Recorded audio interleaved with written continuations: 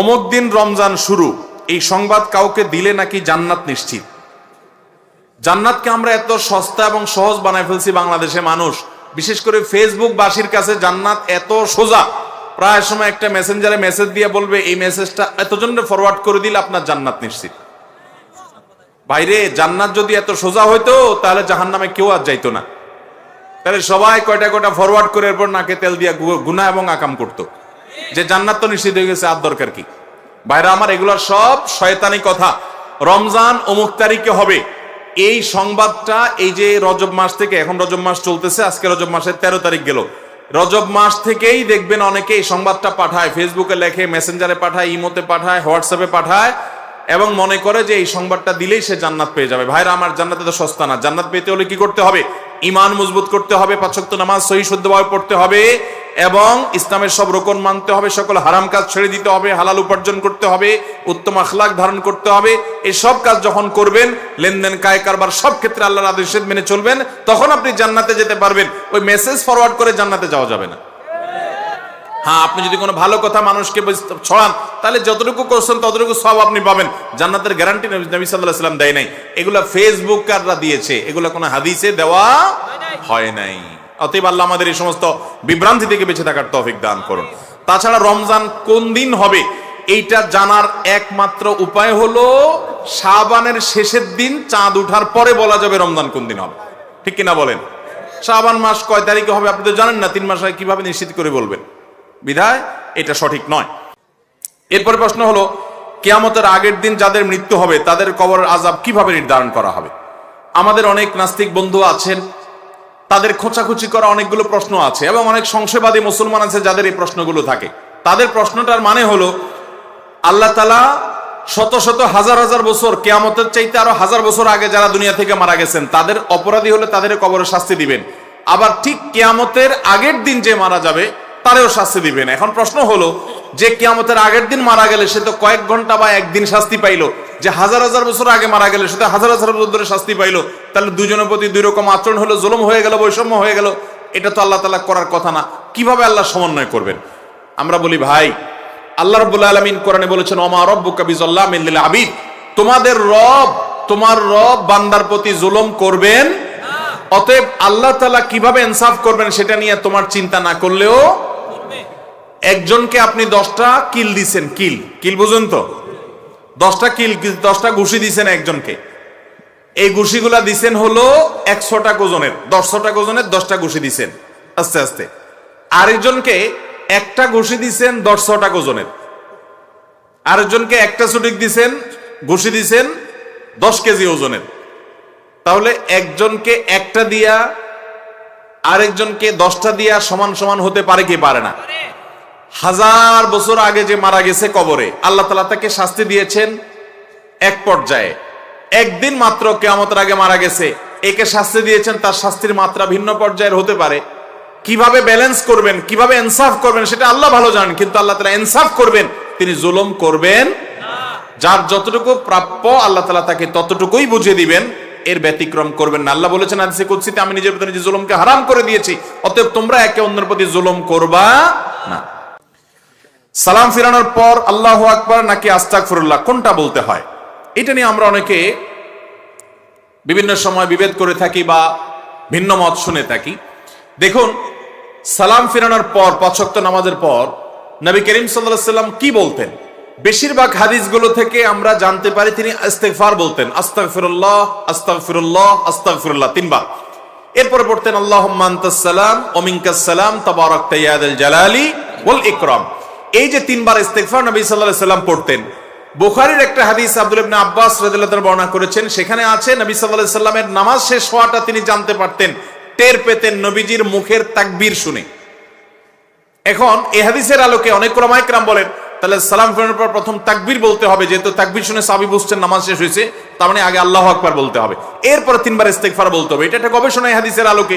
অবশ্যই এটা যে সমস্ত উলামায়ে কেরাম বলছেন এই হাদিসের ভিত্তিতে বলছেন, সেটিকে উড়িয়ে দেওয়া যাবে না, অর্থাৎ তারা হাদিস বিরোধী আমল করেছেন বলা যাবে না, এটাকে সুন্নাহর খেলাফ বা আপনি একেবারে সারাসার গলত বলবেন না, বরং এটা তার গবেষণা হতে পারে এটা।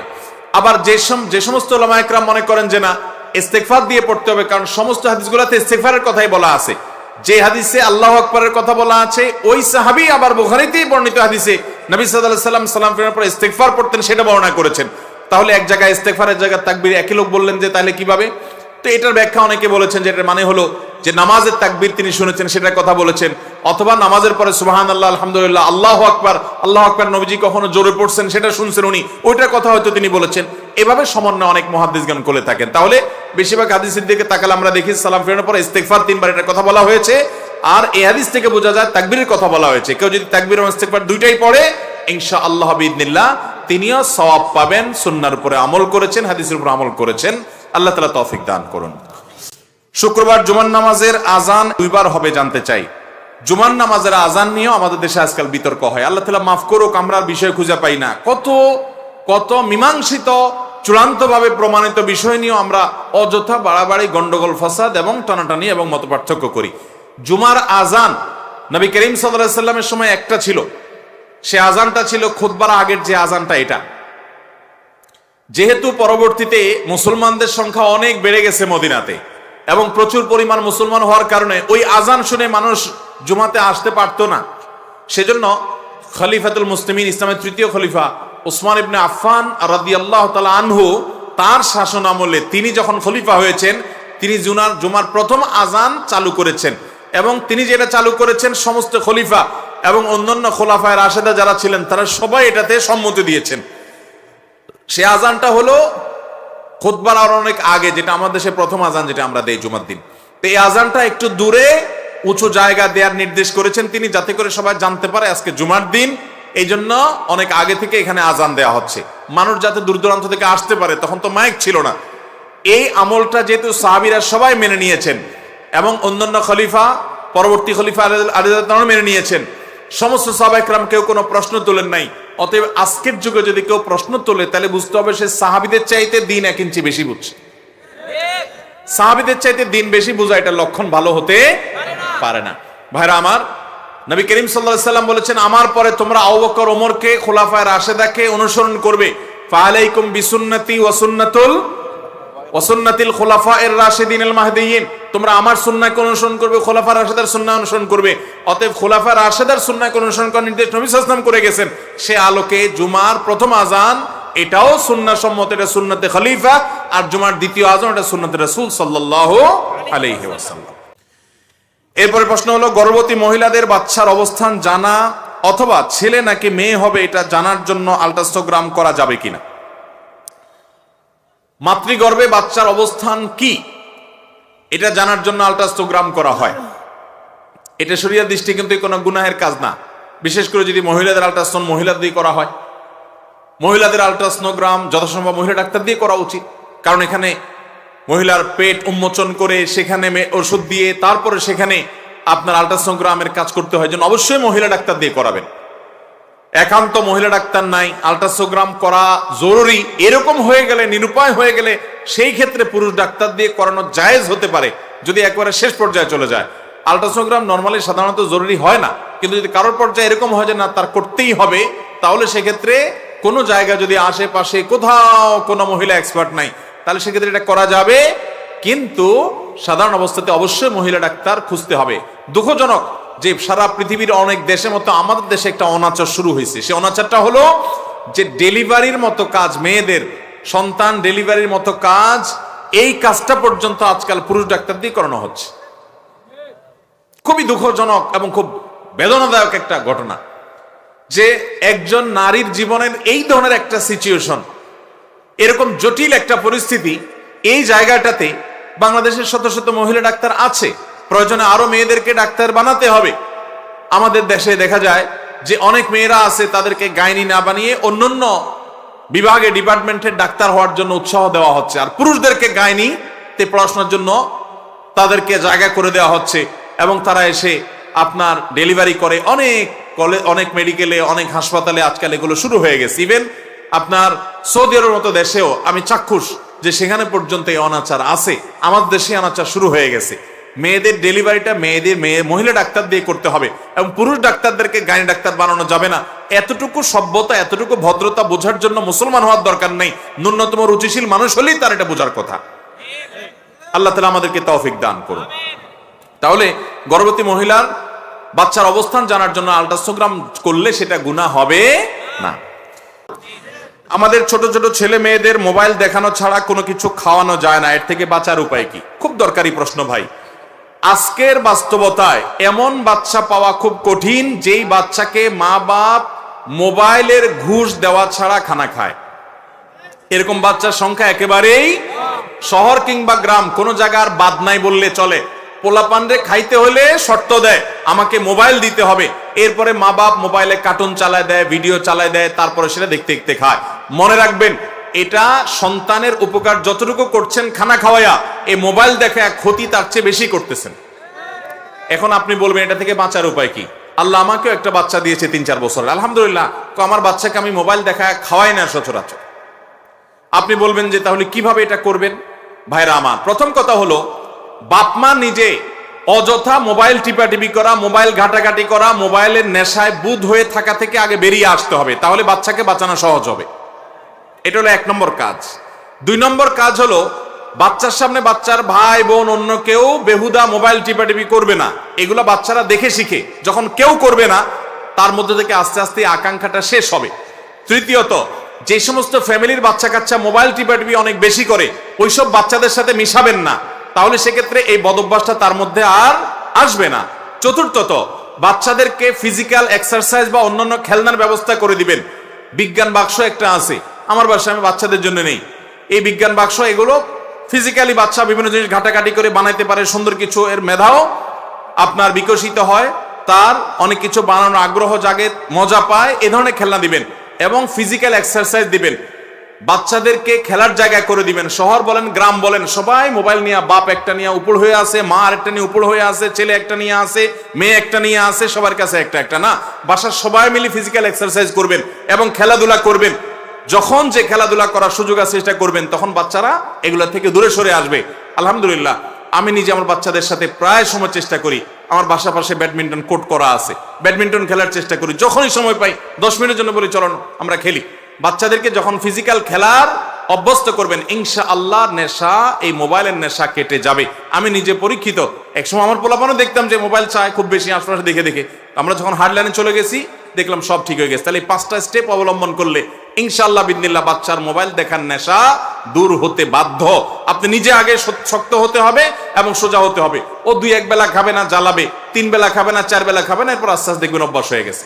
আল্লাহ আমাদের বাচ্চাদেরকে মোবাইল নামক বিষ থেকে ছোট ছোট বাচ্চাদেরকে বাঁচাবার তৌফিক দান করুন। তাদের চোখ নষ্ট হয়, তাদের ব্রেন নষ্ট হয়, ইমানের চেতনা নষ্ট হয়। মোবাইলে কার্টুনে কি দেখে? কার্টুনে সারাদিন দেখে মারামারি, ঠুস ঠুস কাটাকাটি, এগুলো ছাড়া কিচ্ছু না। এগুলো দেখে দেখে পোলাপান আদা পাগল হয়। দেখবেন যে এখনকার পোলাপান যে আদা পাগলামি করে, ক্রেজি ভাব নেয়, আমরা ছোটবেলা বাচ্চাদেরকে এত পাগলামি করতে দেখতাম না। এখন দেখবেন যে নিজের বাপের দিকে পাও মারে, মায়ের দিকে ঘুষি মারে। কোন একটা বাপের সাথে আঙ্কেল বেড়াইতে আসছে তো তার এরকম আঙ্গুল দিয়ে ছুস করে, কারণ সারাদিন সে দেখে এগুলা। এবং পোলাপান দেখবেন এত বদমেজাজি। এখনকার যত বাচ্চা আছে, আমরা ছোটবেলায় বহু বাচ্চা দেখছি যে শান্ত মেজাজের, 2-1টা আছে রাগী, কিন্তু এখন মাশাআল্লাহ 100টা বাচ্চা থাকলে কোন এলাকা ওই 100টাই বদমেজাজ। আবার বাপ মা খুব গর্ব করে বলে আমার বাচ্চাটা অনেক রাগী, মনে করে সব গর্ব করে। তার বাচ্চাটা অসুস্থ, কারণ ও মোবাইলে মারামারি, কাটাকাটি, এগুলা দেখতে দেখতে, উথামথাম দেখতে দেখতে ওর মানসিকতা সেরকম তৈরি হয়েছে। আল্লাহর ওয়াস্তে মোবাইলের বিষ থেকে বাচ্চাদেরকে বাঁচাবার জন্য চেষ্টা করবেন তো ইনশাআল্লাহ। এই 5টা স্টেপ আপনি অবলম্বন করেন, সহজ হবে। নিজেরা মোবাইল ঘাটবেন না, ভাই বোন অন্যদেরকে মোবাইল ঘাটতে তাকে যেন না দেখে সে ব্যবস্থা করবেন। অন্য ফ্যামিলি বাচ্চা কাচ্চা মোবাইলের নেশা বুধ হয়, ওগুলোর সাথে বেশি মিশতে দিবেন না। তাকে এমন খেলনা দিবেন যেগুলাতে সে নিজের সময়টা কাটাতে পারে, এবং তাকে গল্প করবেন, তার সাথে সময় দিবেন। এবং ফিজিক্যাল খেলাধুলার জন্য বাচ্চাদেরকে সাথে নিয়ে মা বাপ, বড় ভাই বোন সময় দিবেন। ইনশাআল্লাহ দেখবেন মোবাইলের নেশা তাদের থেকে কেটে যাবে। আল্লাহ আমাদেরকে তৌফিক দান করুন। আমাকে এক ভদ্রলোক বলেছেন যে আমার বাচ্চা অসুস্থ, সে অস্বাভাবিক কার্য, তার আচরণ আমি দেখি। আমি বলেছি মোবাইল থেকে তাকে দূরে সরায় দেন, কিছুদিন কষ্ট হবে, এরপরে ঠিক হয়ে যাবে। আলহামদুলিল্লাহ, এরপরে ওই ভদ্রলোক আমাকে এসে বলেছেন যে বাচ্চা এখন আর অসুবিধা হয় না। অনেক বাচ্চা রাতে ঘুমের মধ্যে ভয় পায়, লাফ দিয়ে উঠে, কান্নাকাটি করে, ওই যে মোবাইলের ভিতরে বিদঘুটে জিনিস দেখে, এগুলো সে স্বপ্নে দেখে এবং তার অসুবিধা হয়। আল্লাহ তাআলা আমাদের বাচ্চাদের ধ্বংসাত্মক এই বিষয়গুলো থেকে বেঁচে থাকার তৌফিক দান করুন। আমরা বাচ্চাদেরকে বাঁচানোর চেষ্টা করবো তো ইনশাআল্লাহ। স্ত্রী যদি স্বামীকে ডিভোর্স দেয়, সেটা কি ইসলামে বৈধ হয়? যদি না হয় তাহলে ওই স্ত্রী যদি অন্যত্র বিবাহ করে, তবে তাদের বৈবাহিক জীবন কি হালাল হবে? মেয়েরা স্বামীদেরকে ডিভোর্স পাঠানো, এটা আমাদের দেশের এখন একটা ফ্যাশনে পরিণত হয়েছে। একটু চুন থেকে নুন খসলে দেখা যায় মহিলা তার স্বামীকে ডিভোর্স লেটার পাঠিয়ে দেয়, ঠিক কিনা বলেন? আত-তালাকু বির-রিজাল ওয়াল ইদ্দাতু বিন-নিসা, তালাক মূলত পুরুষরা দিবে, মহিলারা তালাক দিবে না। মহিলারা তালাক পতিত হওয়ার স্থান, পুরুষরা মূলত তালাক দিবে। এটা হলো ইসলামের বিধান। আপনি বলবেন মহিলাদেরকে কেন তালাকের পাওয়ার মৌলিকভাবে দেওয়া হয় নাই? ভাইরা আমার, যত বিবাহ বিচ্ছেদের ঘটনা বাংলাদেশে ঘটে, আপনি এই সম্পর্কে যত জরিপ আছে, যত স্টাডি আছে, সেগুলো নিয়ে গবেষণা করেন, পড়ালেখা করেন, একটু অনলাইনে ঘাটাঘাটি করলে আপনি দেখতে পাবেন বেশিরভাগ বিবাহ বিচ্ছেদের আবেদন মহিলারা করে। আপনি বলবেন তারা নির্যাতিত, সেজন্য তারা করে। বুঝলাম তারা নির্যাতিত, কিন্তু একটা সংসারের সবকিছু ব্যাটে বলে শুরুতে হয় না, অনেক কিছু ছাড় দিয়ে তারপরে সংসার টেকাতে হয়, এরপর একটা পর্যায়ে সুখ শান্তি আসে। এর মানে এই না যে জুলুম হলে তার কোনো বাইর হওয়ার উপায় নেই। একজন নারী তিনি যদি জুলুমের শিকার হন, তিনি আদালতে শরণাপন্ন হবে বা ভাঙার উদ্যোগ নিতে পারেন আদালতের নির্দেশে, আইনি নির্দেশে। ঠিক একইভাবে আরেকটা উপায় আছে, সেটা হলো তালাক তাফউইজ, যেটাকে অর্পিত তালাক বলা হয় আমাদের দেশের প্রচলিত আইনে। কাবিননামার সম্ভবত 17 নম্বর কলামে লেখা আছে, স্বামী যদি তার স্ত্রীকে ভরণ পোষণ না দেয়, জুলুম করে, শারীরিকভাবে মানসিকভাবে নির্যাতন করে, অমুক অমুক কাজ যদি করে, তাহলে সেক্ষেত্রে স্ত্রী নিজের প্রতি নিজে তালাক গ্রহণ করতে পারবে। এই কাবিননামাতে যদি স্বামী স্বাক্ষর করে, তাহলে স্ত্রীকে তালাকের পাওয়ার দেওয়া হলো। তালাকের পাওয়ার দিলে সেই শর্ত যেগুলোর ভিত্তিতে পাওয়ার দেওয়া হলো, সেগুলো যদি পাওয়া যায়, ধরুন লেখা আছে স্বামী ভরণ পোষণ না দিলে, এখন ওই মহিলার স্বামী দীর্ঘদিন তার ভরণ পোষণ দেয় না, খোঁজ খবর নেয় না, কোনো যোগাযোগ রাখে না, তাহলে তিনি ওই 17 নম্বর কলামের অর্পিত তালাকের যে ক্ষমতা আছে, ওই ক্ষমতা বলে নিজের প্রতি নিজে তালাক গ্রহণ করতে পারবে। অনেক মহিলা স্বামীকে বলে তোমাকে তালাক দিলাম, এভাবে তালাক বললে কিয়ামত পর্যন্ত তালাক হবে না। তাহলে এই জাতীয় তালাক মৌলিকভাবে হতে পারে কিভাবে আমরা সেটা বললাম, কিন্তু ইন্ডিভিজুয়াল ঘটনাগুলো অবশ্যই কোনো দারুল ইফতায় গিয়ে, কোনো মুফতিদের কাছে গিয়ে তারপরে জানতে হবে, কারণ তালাকের বিষয়টা শুধু সংক্ষেপে মুখে জানলে হবে, বিস্তারিত জানতে হবে। এরপর প্রশ্ন হলো, মেয়েদের চাকরি করা উত্তম নাকি বাসায় থাকা উত্তম? আমরা এমন একটা সময় এখন আছি, এমন একটা সময় আমরা পার করছি, যে এই সময়ে পৃথিবীতে আমরা মনে করি যে না, শুধুমাত্র পুরুষরা কেন বাহিরে বের হবে, মেয়েরাও বাহিরে বের হবে, তারাও বদ্ধ ঘর থেকে বের হয়ে তারাও জগৎটাকে দেখবে, জগতের সব কাজ করবে। ভাইরা আমার, একজন নারী তিনি ব্যবসা বাণিজ্য বা কাজকামের জন্য পর্দাপোশিদা, ইসলামের গণ্ডি এবং সীমানার শর্তগুলো মেনে যদি তিনি বাহিরে বের হন, সেটা নাজায়েজ না। এবং তিনি বাহিরে কোনো কাজ যদি করেন, ইসলামী শরিয়ার নীতিমালাগুলোকে মেনে চলে যদি করতে পারেন, সে সুযোগ থাকে করতে পারেন, জায়েজ আছে। কিন্তু ইসলাম মৌলিকভাবে বলে, আল্লাহ কোরআনে বলেছেন ওয়াকারনা ফি বুয়ুতিকুন্না, মহিলারা ঘরের ভেতরের সাইড দেখবে আর পুরুষরা দেখবে কোন সাইড? বাহিরের সাইড। দুইজন দুই সাইড দেখলে সেখানে বারাকা নাজিল হবে, সেখানে সুখ এবং শান্তি সমৃদ্ধি অধিকতর পাওয়া যাবে। এটাকে আমাদের ইসলাম বিদ্বেষী সেকুলার বন্ধুরা অস্বীকার করে, তারা মানতে চায় না। কিন্তু মজার বিষয় হলো, তাদের বিভিন্ন বক্তব্য থেকে সেটা আরো বেশি প্রকাশিত হয়। কবি নির্মলেন্দু গুণ, আপনারা নাম শুনেছেন? বাংলাদেশে একজন বড় কবি আছেন, সিনিয়র বয়স্ক মানুষ, অনেক সুন্দর কবিতা লেখেন। তার একটা কবিতা আছে, এই কবিতার খোলাসা হলো, তিনি কবিতার মধ্যে বলছেন যে আমাকে কেউ ভালোবাসতে হবে এমন কোনো কথা নাই, কিন্তু আমি যখন বাহির থেকে আসবো, ভেতর থেকে দরজার সিটকানিটা খুলে দেওয়ার জন্য একটা লোক থাকার দরকার আছে। আর আমি যখন খাবো, আমাকে বাতাস করার দরকার নাই, কারণ ফ্যানের যুগে এখন বাতাস না হইলেও চলে, কিন্তু আমার আরেকটা পোড়ামরিচ লাগবে কিনা এটা জিজ্ঞেস করে একটা লোক দরকার আছে। এইভাবে কবিতাতে তিনি অনেকগুলো কথা বলেছেন। তার এই কথা থেকে প্রমাণ হয়, তিনি নিজেও স্বীকার করছেন যে একজন নারী তিনি বাসায় থাকবেন, বাসায় থাকাটাই তার জন্য উপযোগী, তিনি নিজেও সেটা আশা করছেন। কদিন আগে যে এই যে বিতর্কিত পাঠ্যপুস্তকে যে শরীফার গল্প নিয়ে সারা দেশে তোলপাড় হচ্ছে, এবং আমাদের সন্তানদেরকে সমকামিতা শেখানোর ন্যাক্কারজনক ষড়যন্ত্রের অংশ হিসাবে গল্প ঢুকানো হয়েছে।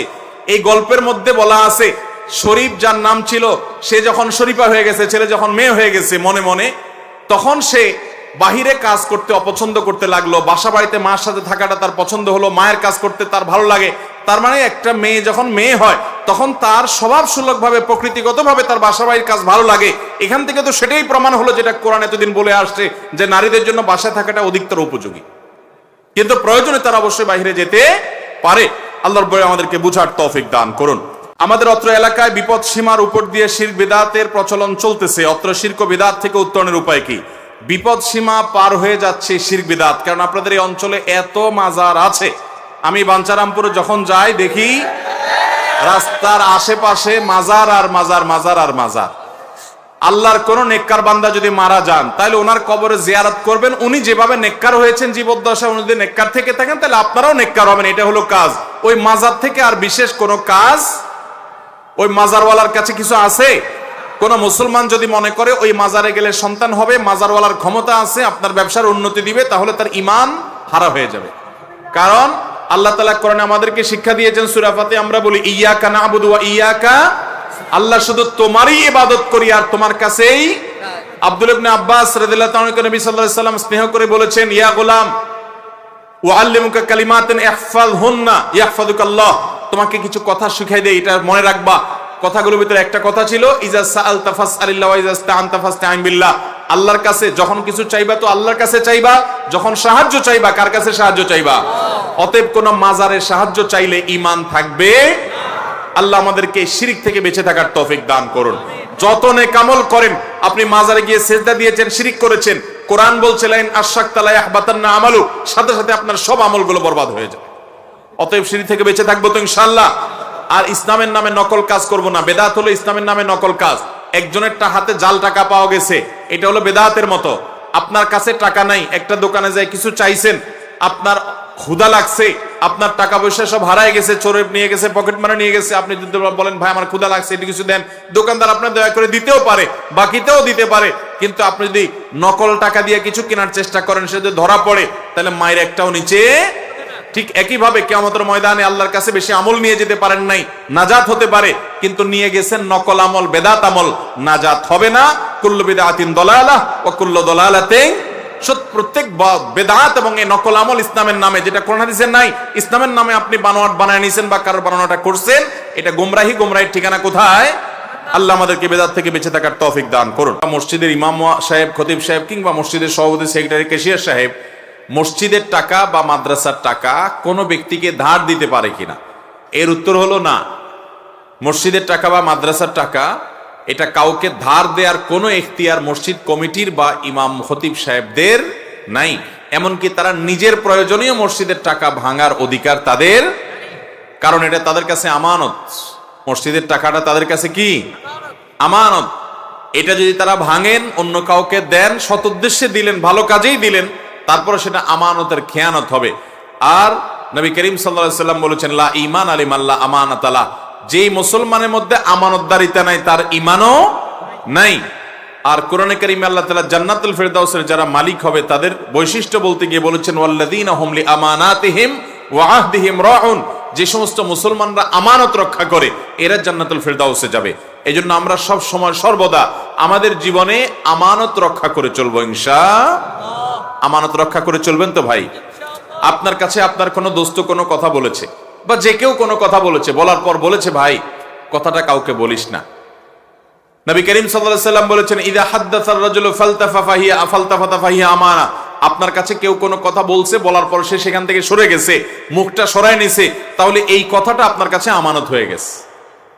আমরা অনেক সময় আরেকজনের কাছে বলার সময় বলি, ভাই সে নিষেধ করছে কাউকে বলতে, আমি শুধু তোমাকে বললাম, তুমি আবার খবরদার কাউকে বলিও না। এরকম করে কি করি না?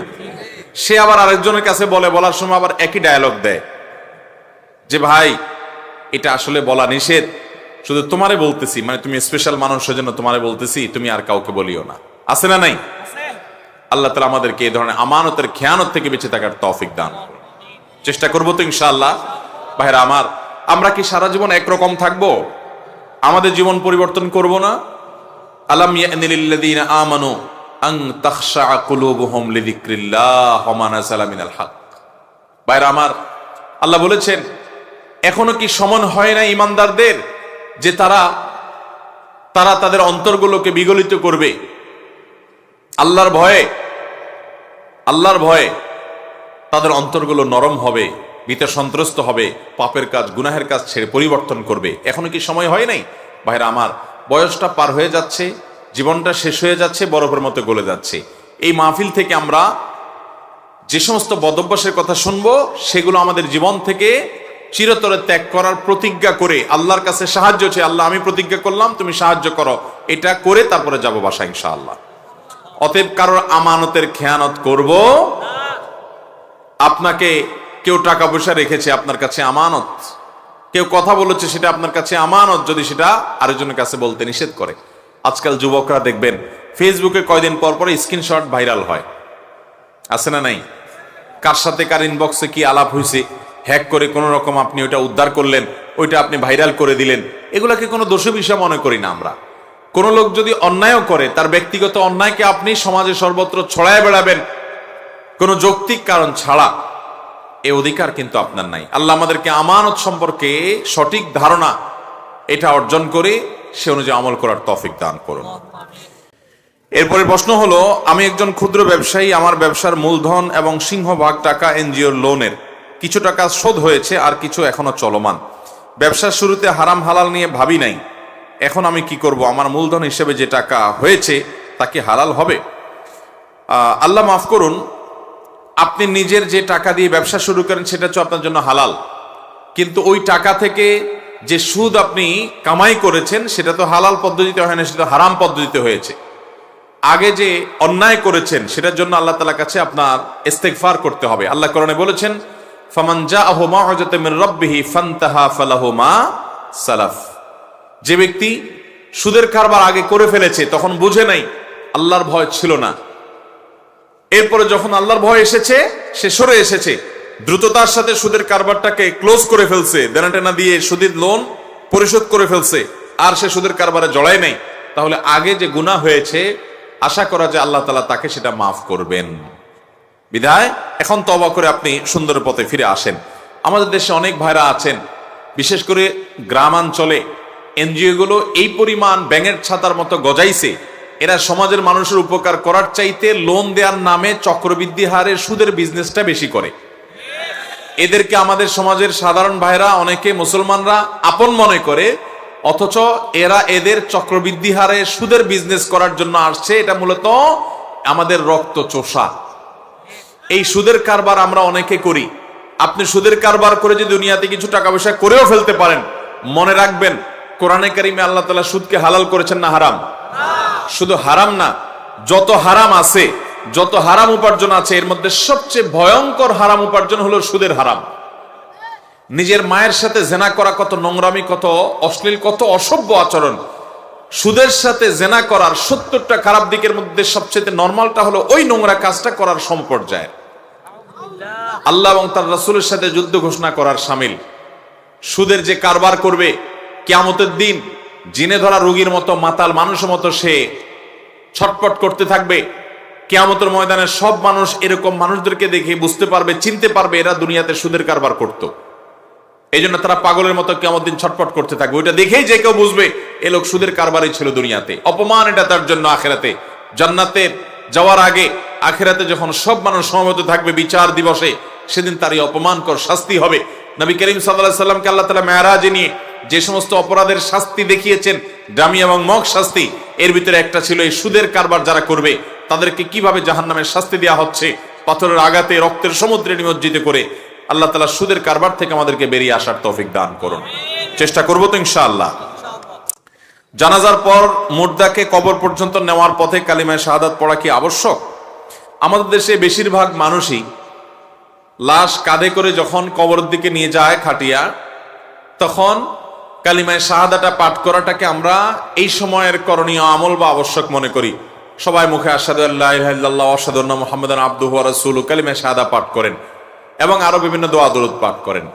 মনে রাখতে হবে, মুর্দার লাশ কাঁধে নিয়ে, লাশের খাট কাঁধে রেখে যখন মানুষ কবরের দিকে যাবে, তখন বিশেষ কোনো দোয়া পড়ার কথা নবী করিম সাল্লাল্লাহু আলাইহি সাল্লাম থেকে কোনো হাদিস দ্বারা প্রমাণিত নয়।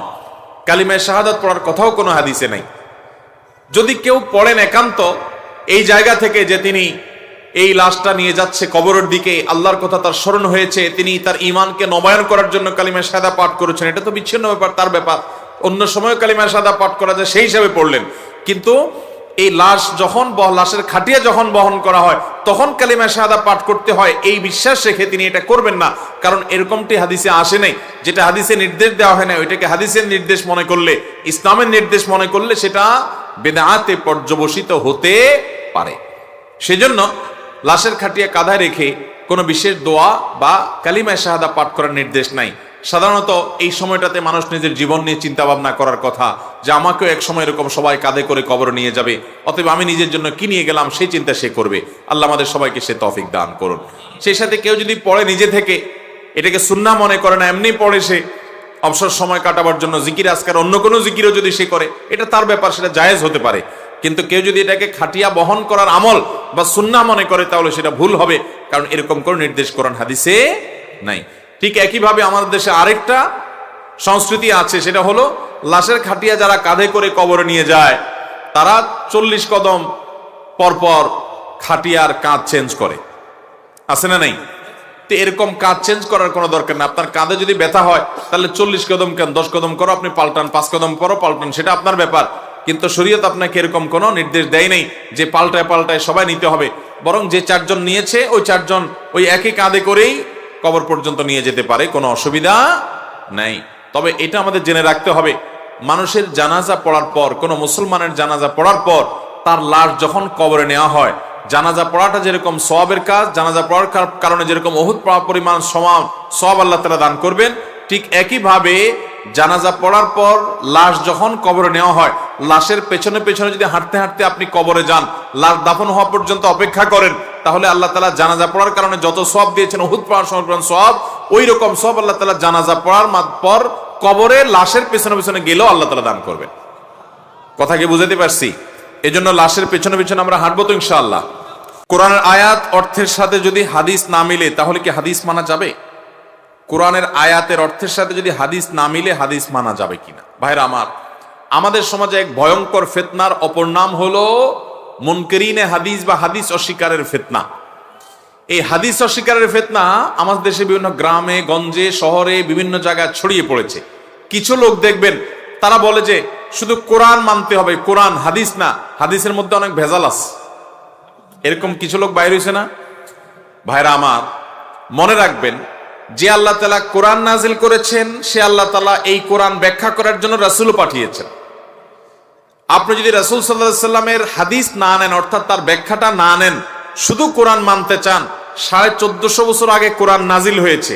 আল্লাহ তাআলা কোরআনে পাইকারি কথা বলেছেন, ইশারা ইঙ্গিতে বহু নির্দেশ আল্লাহ দিয়েছেন। এমনকি আপনি 5 ওয়াক্ত নামাজের কথাই বলেন, আপনি যাকাতের কথাই বলেন, বিস্তারিত ডিটেইল বিবরণ আল্লাহ তাআলা কোরআনে দেন নাই।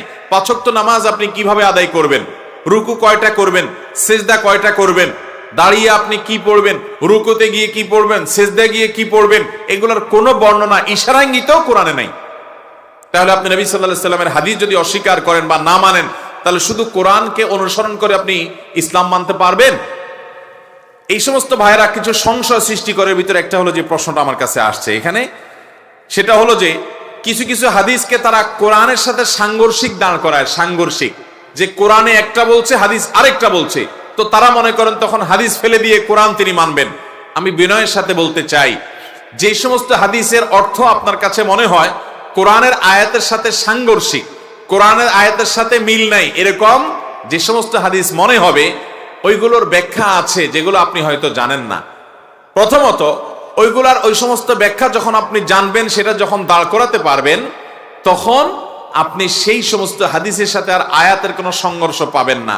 একটা ছোট পিচ্ছি, সে তার স্যারের কাছে পড়ে, হাউস টিউটরের কাছে পড়ে, হাউস টিউটর তাকে শিখাইছে, সে জীবনের শুরুতে একেবারে ম্যাথ বা অঙ্ক শিখছে, সে শিখছে 2 আর 2 সমান সমান 4 হয়, এটা সে শিখছে। এখন এটা শিখে তার বাড়িতে গিয়ে তার আব্বুকে বলতেছে, বাবা তোমাকে আজকে একটা পরীক্ষা নেব, আমি তো আজকে ম্যাথ পড়ছি স্যারের কাছে, অঙ্ক পড়ছি, দেখি তুমি অঙ্ক কেমন পড়ছো বলো তো দেখি, কত আর কত যোগ করলে 4 হয়? বাপ বলল, কেন? 3-এর সাথে 1 যোগ দিলে 4 হয়ে যাবে। ছেলে বলে, না হয় নাই, তুমি ফেল করছো, কারণ আমার স্যার আমাকে পড়াইছে কত বাই কত যোগ কত, 2 যোগ 2 4, আর তুমি বলছো 3 আর 1 4, তুমি তো অঙ্ক ভালো করে পড়ো নাই, 2 আর 2 না 4 হয়, 3 আর 1 4 কেমনে হয়? তো এই ছেলে যদি 2 2 4 এটা শিখছে, কিন্তু 3 1 যে 4 হয় এটা সে জানে না, এজন্য বাপেরটাকে সে মনে করতেছে সাংঘর্ষিক।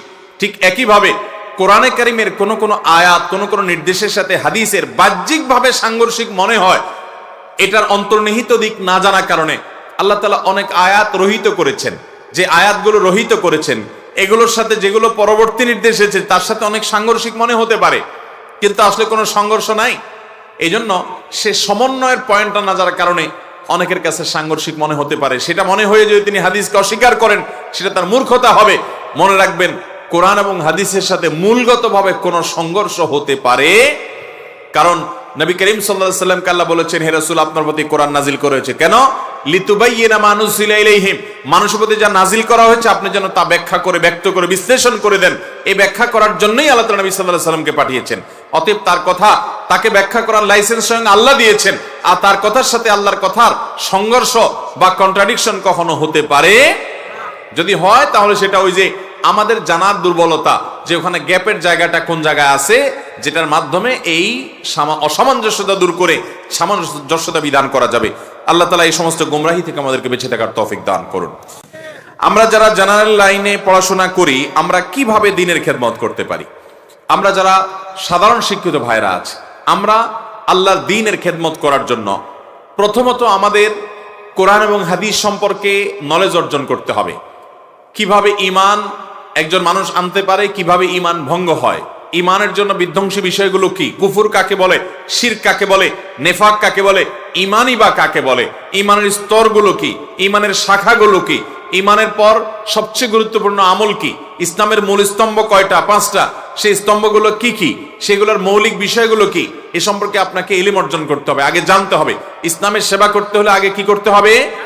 জানতে হবে। বেশিরভাগ সাধারণ মুসলমান ভাইরা আমরা জানার চেষ্টা করি না। এই জন্য বই পুস্তক পড়তে হবে, আপনি কোরআন হাদিস পড়তে হবে ওলামাদের তত্ত্বাবধানে, এবং ওলামাদের ইলম শিক্ষার মজলিসে বসতে হবে। এ ওয়াজ মাহফিল না, মসজিদে ইমাম সাহেবের মাধ্যমে, খতিব সাহেবের মাধ্যমে আপনারা বিভিন্ন হালাকা চালু করবেন, মাসআলা মাসাইলের হালাকা, কোরআনের তাফসিরের মজলিস, হাদিসের একটা মজলিস হবে, কোরআন সহি শুদ্ধভাবে পড়ার একটা মজলিস হবে।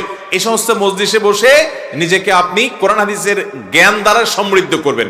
এটা হবে আপনার প্রথম চ্যালেঞ্জ। আপনি যদি আলেম না, এরকম সাধারণ মুসলমান হয়ে থাকেন, তাহলে আপনার প্রথম কাজ হবে কোরআন হাদিসের মৌলিক বিষয় আপনি ধারণা নেবেন, ইলম অর্জন করবেন। ডক্টর খন্দকার আব্দুল্লাহ জাহাঙ্গীর রহমানের একটা বই আছে, মুসলমানি নেসাব। এই মুসলমানের নেসাব বইটা যদি আপনি সংগ্রহ করেন, এই বইতে একজন মুসলমানের যা না জানলে নয়, খুব বেশি বড় না, ছোট একটা বই, স্যার রাহিমাহুল্লাহ সেটা চমৎকার ভাবে তুলে ধরেছেন। আশরাফুল থানভী রহমাতুল্লাহের অনেকগুলো বই আছে, এই বইগুলোর ভিতরে বেশ কিছু বই আছে অনেক বেশি উপকারী আমাদের সমাজের জন্য, আদাবুল মুআশারাত ইত্যাদি, এগুলো আমাদের মুআশারাত জানার জন্য দরকার আছে। এগুলো পড়বেন এবং ওলামাদের, ওই যে বললাম, মসজিদে হালাকা চালু করবেন। অনেক মসজিদে ইমাম সাহেবরা শুধু নামাজ পড়া, সালাম ফিরাই দেওয়া, ডিউটি শেষ। ইমাম সাহেবরা চাইলে মসজিদে যে কত কাজ করতে পারেন। মসজিদে এক সময় তাফসিরের ক্লাস হবে, এক সময় হাদিসের ক্লাস হবে, এক সময় কোরআন সহিহ শুদ্ধভাবে পড়ার ক্লাস হবে, এক সময় মাসআলা মাসাইলের ক্লাস হবে। এরকম প্রাণবন্ত থাকবে দ্বীনি প্রোগ্রামে। ইমাম সাহেবদের এত বেশি বেতন দিবেন, সুযোগ সুবিধা দিবেন, যে তারা যাতে কোনো দান্দা করা না লাগে, পুরো সময়টা যাতে আপনাদের জন্য ব্যয় করতে পারে। ইমাম সাহেবদেরকে আপনারা উদ্বুদ্ধ করবেন যে হুজুর বিভিন্ন রকমের প্রোগ্রাম করেন। তাহলে মসজিদে সাধারণ মুসল্লিরা মুসলমান হিসাবে নামে মুসলমান হবে না, নামধারী মুসলমান হবে না। আমার দেশে বেশিরভাগ মুসলমান হলো নামধারী মুসলমান, মুসলমানের সন্তান মুসলমান, মুসলমান বাই চান্স, মুসলমান বাই চয়েস না, জেনে শুনে মুসলমান না, পড়ে শুনে মুসলমান না, শুনে শুনে মুসলমান, দেখে দেখে মুসলমান।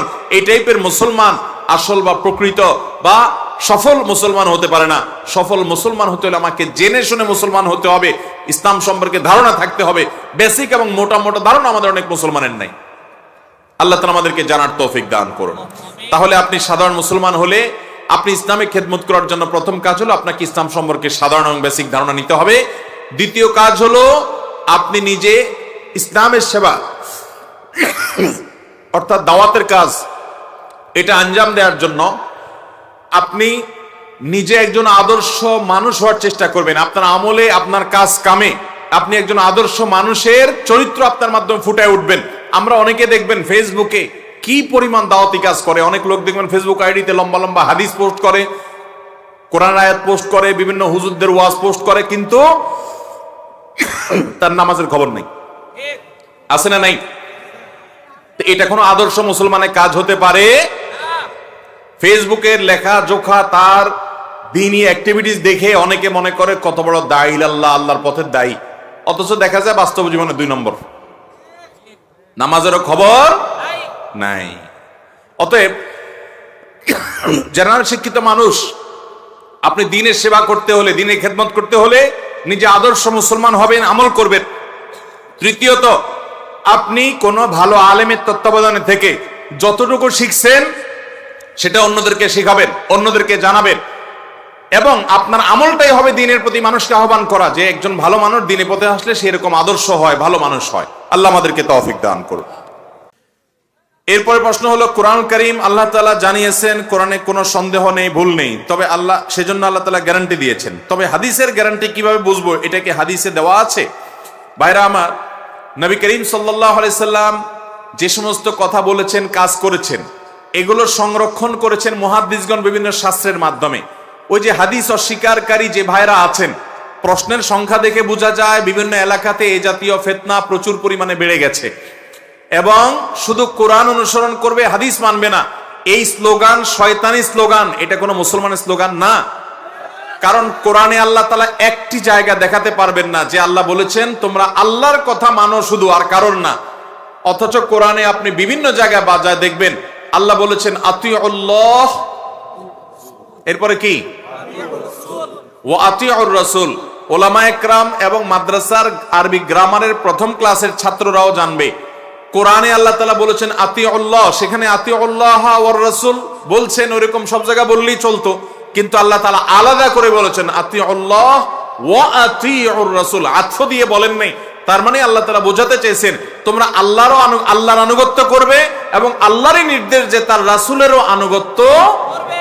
এবং শুধু সেটাই নয়, আল্লাহ বলেছেন মাইয়ুতির রাসূল ফাকাদ আতা আল্লাহ, যে ব্যক্তি রাসূলের আনুগত্য করলো সে প্রকারান্তরে আল্লাহরই। বিধায় রাসূল আকরাম সাল্লাল্লাহু আলাইহি ওয়াসাল্লামের হাদিস অস্বীকার করার ফিতনা থেকে আল্লাহ আমাদের বেঁচে থাকার তৌফিক দান করুন। যিনি প্রশ্ন করেছেন যে কোরআনে তো আল্লাহ বলেছেন সন্দেহ নাই, তাহলে হাদিসের ব্যাপারে কি এটা বলা হয়েছে? আমার উত্তর হলো, এই জন্যই তো হাদিসের ক্ষেত্রে যেগুলা বিশুদ্ধভাবে প্রমাণিত সেগুলো আপনি গ্রহণ করবেন, যেগুলা দুর্বল সূত্রে প্রমাণিত মাসলা মাসাইল হালাল হারামের ক্ষেত্রে সেগুলো গ্রহণ করবেন না, যেগুলা জাল সূত্রে প্রমাণিত সেগুলো একেবারেই ছুঁড়ে ফেলে দিবেন, কোনোভাবে গ্রহণ করবেন না, কারণ সেখানে বিভিন্ন ক্যাটাগরি আছে। এবং হাদিসের শুদ্ধ অশুদ্ধ নিরূপণ করার জন্য হাদিস বিশারদরা যে সমস্ত কাজ করেছেন, আমি অনুরোধ করতে চাই যাদের সন্দেহ আছে, আল্লাহর ওয়াস্তে হাদিস সংকলনের ইতিহাস, হাদিস শাস্ত্র কিভাবে পৃথিবীতে ক্রমবিকাশ ঘটেছে এই সম্পর্কে আপনি একটু জানার চেষ্টা করেন। ইসলাম ফাউন্ডেশন থেকে একাধিক বই বের হয়েছে, আপনি সেগুলো পড়েন। বিশেষ করে রিজাল শাস্ত্র নামে একটা শাস্ত্র মুহাদ্দিসগণ প্রণয়ন করেছেন, লাখো মানুষের জীবনে সেখানে সংরক্ষণ করা হয়েছে। যে ব্যক্তি মুখ দিয়ে বলেছে মুহাম্মদ সাল্লাল্লাহু আলাইহি ওয়াসাল্লাম বলেছেন, তার পুরো লাইফ হিস্ট্রি সেখানে সংরক্ষণ করা হয়েছে, যাতে করে চেক করা যায় কোন ব্যক্তি যদি ক্বালা রাসূলুল্লাহ বলেছে, সমস্ত মুহাদ্দিসরা টর্চ লাইট দিয়ে তার দিকে তাকে এক্সরে করে বের করেছে, এই ব্যক্তি ক্বালা রাসূলুল্লাহ যে বলল যে এর ভিত্তি কি, এটা সত্য কিনা, সন্দেহের দানা লেশ মাত্র থাকলে তারা সেই হাদিসকে জয়ীফ বলেছেন। বিন্দু মাত্র সেই হাদিস নেন নাই।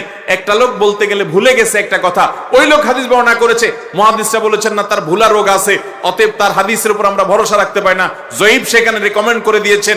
কোন ব্যক্তি জীবনে রাস্তায় দাঁড়িয়ে পেশাব করেছে, অথবা সে রাস্তায় বুট বাদাম খেয়েছে, এমন কোন কাজ করেছে যেটা তার ব্যক্তিত্বের পরিপন্থী, মুহাদ্দিসগণ রেকমেন্ড করে দিয়েছেন না এই লোক হাদিস বর্ণনা করলে সেখানে আমরা সন্দেহ পোষণ করব। বিশুদ্ধ হাদিস যেগুলো দেখছেন এগুলো হলো এমন সব মানুষ দ্বারা যে সমাজের কোনো মানুষ ওই ব্যক্তি মিথ্যা কথা বলতে পারে, কল্পনাও করতে পারে না। এইরকম চেইন যখন তৈরি হয় একজন আরেকজন থেকে, পুরো চেইনে যখন এরকম মানুষ থাকে, তখন সেই হাদিসটা বিশুদ্ধ হিসাবে মুহাদ্দিসরা রেকমেন্ড করেন।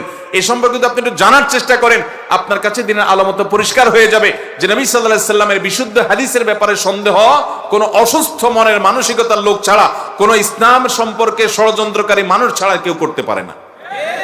অতএব হাদিস নিয়ে আমাদের কোনো সন্দেহ থাকা যাবে এই সম্পর্কে আপনি একটু পড়াশোনা করেন, আপনার কাছে দিনে আলামত পরিষ্কার হবে। শত শত হাজার হাজার ভলিউমের রিজাল শাস্ত্রে বিভিন্ন রাওয়ীদের জীবন ইতিহাস সংরক্ষণ করেছেন মুহাদ্দিসগণ। হাফেজ ইবনে হাজার আসকালানী রাহমাতুল্লাহ আলাইহি, হাফেজ যাহাবী রাহমাতুল্লাহ আলাইহি, বড় বড় আলী ইবনুল মাদিনী রাহিমাহুল্লাহ, বড় বড় হাদিস শাস্ত্রের পণ্ডিত ওলামায়ে কেরাম, ইমাম বুখারী, ইমাম মুসলিম, তাদের যে কর্মযজ্ঞ এক্ষেত্রে আপনি যদি দেখেন, এগুলো জানার চেষ্টা করেন, বেসিক ধারণা রাখেন, আপনার সন্দেহের লেশ মাত্র আপনার মধ্যে আসবে না। আল্লাহ আমাদের ঈমানকে বাঁচানোর তৌফিক দান করুন। নবী সাল্লাল্লাহু আলাইহি ওয়াসাল্লাম বলেছেন কিয়ামতের আগে এমন কিছু মানুষ আসবে যারা সন্দেহ করবে, আরে কোরআনে যা পাইছে আমরা এটা আমল করব, আবার কি কোরআন ছাড়া হাদিস তারা মানতে চাইবে না। নবীজি ভবিষ্যৎবাণী করেছেন কিয়ামতের আগে অনেক ফিতনা আসবে, শুনতে খুব চমৎকার শোনা যাবে। তারা কোরআনের কিছু আয়াতের অপব্যাখ্যা করে, যে কোরআনে আল্লাহ বলেছেন ফাবিআইয়ি হাদিসিন বাদা ইউমিনুন, এই কোরআনের পরে আবার কোনটার প্রতি ঈমান আনতে হবে, কোরআনের পরে আর কোনো কথার প্রতি ঈমান আনার দরকার নেই। হাদিসের প্রতি ঈমান আনাটা কোরআনের প্রতি ঈমান আনারই অংশ। কারণ আল্লাহই বলেছেন আতিউর রাসূল ওয়া আতিউল্লাহ ওয়া আতিউর, আল্লাহ তাআলা কোরআনে তার রাসূলকে বলেছেন যে আপনি মানুষদেরকে ব্যাখ্যা করে দেন।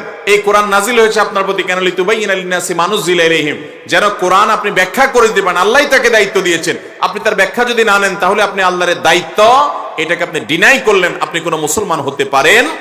হাদিস মানা ছাড়া শুধু কোরআন দিয়ে নামাজ 2 রাকাত আপনি পড়তে পারবেন না, কারণ কোরআনে তার বিশদ বিবরণ। আল্লাহ আমাদেরকে এই ফিতনা থেকে বেঁচে থাকার তৌফিক দান করুন। এরপরে প্রশ্ন হলো, মিথ্যা বলা মহাপাপ, কিন্তু নিজের মাকে কিছু সময় মিথ্যা বলি, আবার নিজের বউকেও মিথ্যা বলি।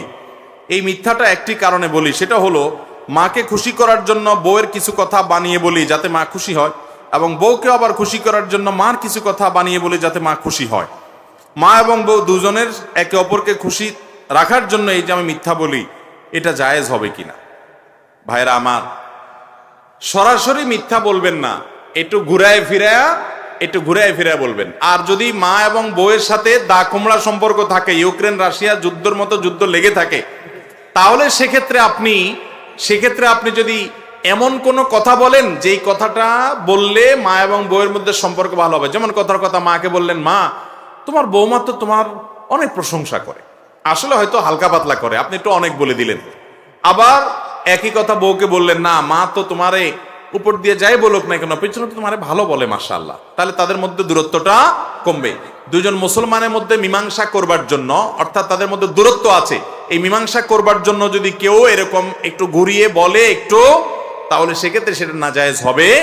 কিন্তু বিনা দরকারে ডাহা মিথ্যা কথা বলবেন না। একটা হাদিস আছে বউয়ের সাথে মিথ্যা কথা বলা জায়েজ আছে, এরকম একটা হাদিসে, এরকম একটা রিওয়ায়াতের আলোকে এরকম একটা মাসালা আছে। অনেকে এই কারণে বউয়ের সাথে সারাদিন শুধু মিথ্যা কথা বলে। না ভাই, এটা সেটা না। এখানে বোঝানো হয়েছে আপনি বউয়ের সাথে কোন টাইপের মিথ্যা কথা বলবেন। পামপট্টিমূলক মিথ্যা কথা বলবেন। পামপট্টিমূলক মিথ্যা বলা মানে কি? মানে বউকে বলবেন যে তোমার মতো এরকম রূপবতী, এরকম গুণবতী, এরকম আরেকটা মানুষ আল্লাহর জমিনে নাই। আসলে তো সত্য না এটা, এর চেয়ে আরো সুন্দরী মানুষ থাকতে পারে না, কিন্তু আপনি তারে পাম দিয়ে বললেন যে তোমার মতো এরকম সুন্দরী মেয়ে আর না। এখন মহিলারা এই কথা শুনে গেলে তো আপনার পাম ধরে ফেলবে।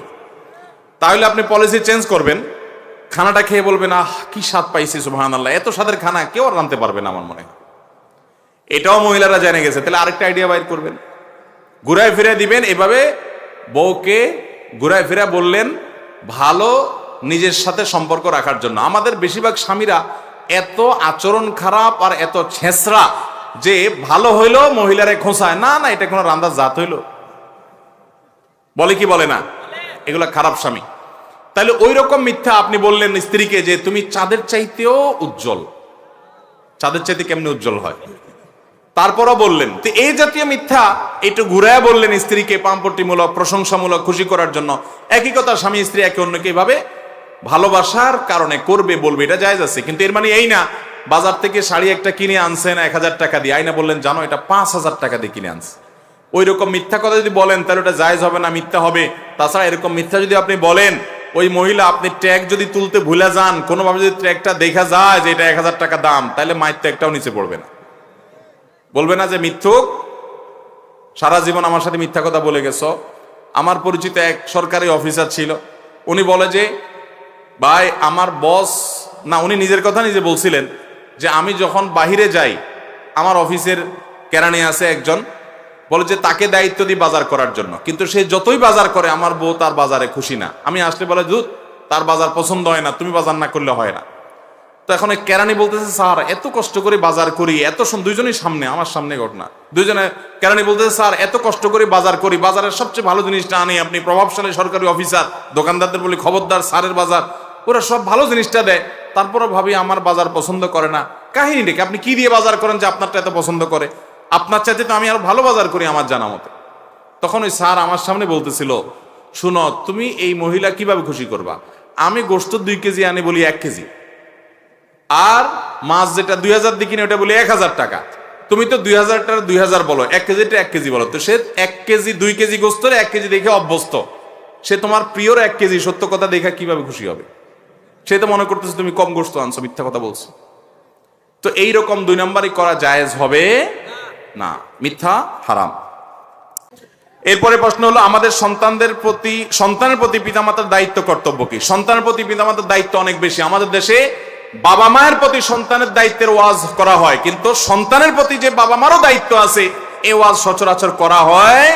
অনেক বাপ মা আছে সন্তানের প্রতি অবহেলা করেন, কিয়ামতের ময়দানে ওই বাপ মারও বিচার হবে সন্তানের দায়িত্ব আদায় না করার কারণে। নবীজি বলেছেন আল্লাহ কুল্লুকুম রাইন ওয়া কুল্লুকুম মাসউলুন আন রাইয়াতিহি, তোমাদের প্রত্যেকে দায়িত্বশীল, প্রত্যেককেই যার যার দায়িত্ব সম্পর্কে জিজ্ঞাসা করা হবে। এখন বাবা মার দায়িত্ব কি সন্তানের প্রতি? নাম্বার 1, সন্তান যেন ভালো হয় সেজন্য বাবা মা ভালো জীবন সঙ্গী গ্রহণ করবেন, যাতে ভালো মানুষ হলে তার সন্তান ভালো হবে, ভালো মা হলে সন্তান ভালো হবে, ভালো বাবা হলে সন্তান ভালো জিনিসটা শিখবে। এই জন্য ভালো জীবন সঙ্গী নির্বাচন করবেন সন্তানের দিকে তাকিয়ে, এটা সন্তানের অধিকার বলা যেতে পারে। দ্বিতীয়ত, সন্তান যেন ভালো হয় সেজন্য আল্লাহর কাছে দোয়া করবেন। আল্লাহর কাছে দোয়া করবেন সন্তান জন্মের পর, কানে আজান দিবেন, ডান কানে আজান বাম কানে ইকামত, যাতে ভালো হয়। সন্তানের জন্মের পরে 7ম দিনে আকিকা দিবেন, এটা তার অধিকার। সন্তানকে ইসলামী শিক্ষায় শিক্ষিত করবেন, আমল শিখাবেন, নামাজ শিখাবেন, আল্লাহর সাথে পরিচিত করবেন এবং দ্বীনি পরিবেশ তাকে দিবেন, খারাপ পরিস্থিতি থেকে বাঁচাবেন, এগুলো তার অধিকার। সন্তানের ভরণ পোষণ দিবেন, আদর স্নেহ করবেন, এগুলো তার অধিকার। সন্তানদের মধ্যে সমতা বজায় রাখবেন, এগুলো তাদের অধিকার। তাহলে এই কয়টা অধিকার মোটামুটি সন্তানদের। আল্লাহ তাআলা আমাদের বাবা মাদেরকে সন্তানের অধিকারগুলোকে, তাদের প্রতি কর্তব্যগুলোকে আদায় করার তৌফিক দান করুন। সবাই চেষ্টা করবো তো ইনশাআল্লাহ।